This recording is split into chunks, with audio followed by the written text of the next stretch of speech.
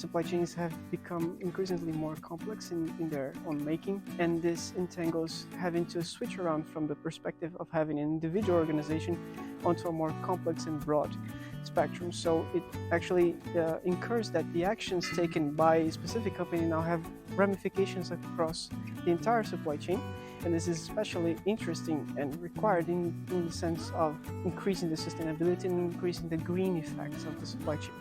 So for instance, when you're talking about on the new scope 3 emissions, which are those indirect greenhouse gas emissions that can go all the way upstream and downstream on supply chains, these kinds of actions can actually have a very surmounting and impactful event on the company itself and in the supply chain as a whole.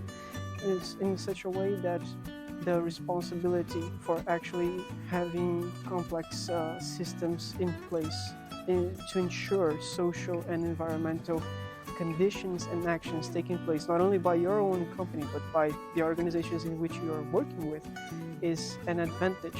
Now it's becoming even more as a value added, and it's becoming even more as a market advantage.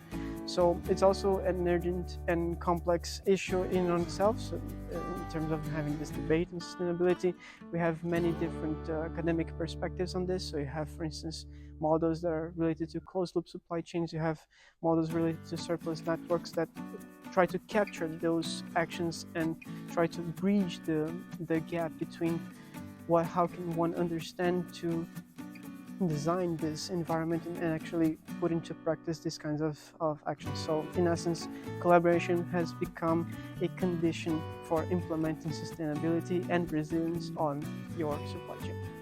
Thank you.